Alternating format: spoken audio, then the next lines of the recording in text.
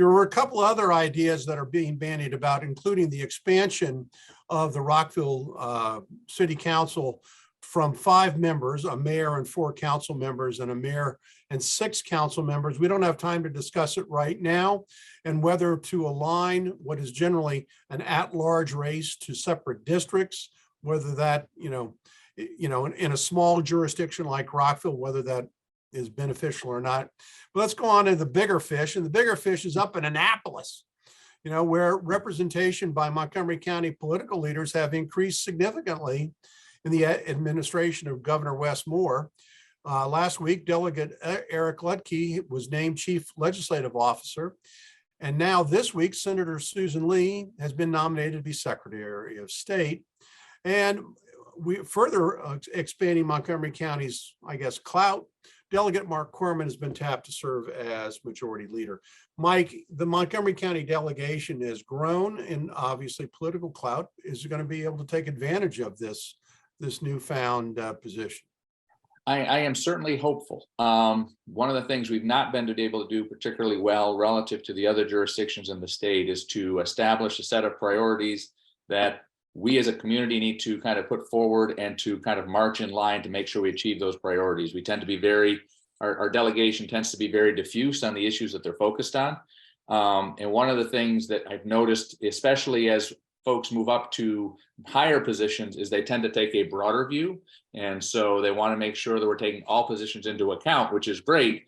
But I've noticed that we tend to lessen then the Montgomery County vote perspective in that discussion. And so I think it's going to be really important for us, and especially our local elected officials, the county executive, the county council, to really push on those folks who are in key positions within the new administration and those folks who have been elevated within the legislature to really identify a clear set of priorities and hold together to achieve that set of priorities. Baltimore City, Prince George's County do a great job. We do not do the same way.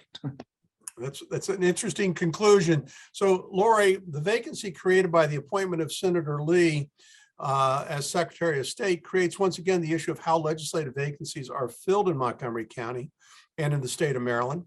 Adam Pugnucco, author of the online website Montgomery Perspective, criticized the Montgomery County Central Committee, or the Democratic Central Committee, for tabling a resolution that would have allowed a special election to be filled for legislative vacancies, and concluded his piece with this quote: "What's not understandable is how people who don't favor elections can call themselves Democrats." Well, that's being called out by one of your own. What do you think?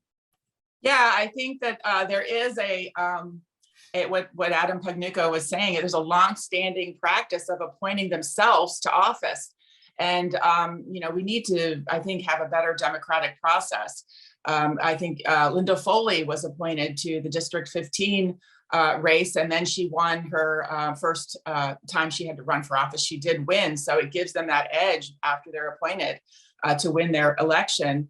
I do think it makes sense to have the people have some input. Now, I do think there is sometimes a problem with the timing, because when someone is appointed like today, when Wes Moore is appointing new people, there's not time to develop a process to elect somebody. And do you leave those positions vacant? And is that really fair for the party that happened to? So there should be probably some temporary placements in that case.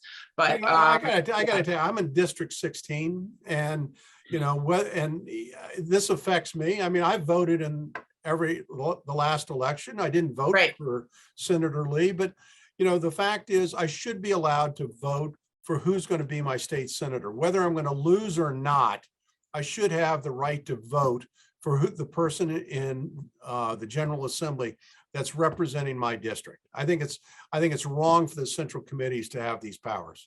It does give them a lot of power, whether the Maryland the Republican or Democrat. I think it should be by special election.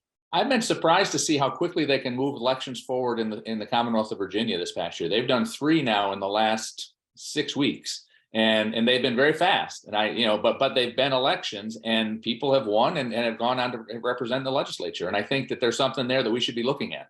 Yeah, well, I agree. I agree with that. So the old adage, and again, I love to bring up old adages: where there is a will, There is a way. That's, yes.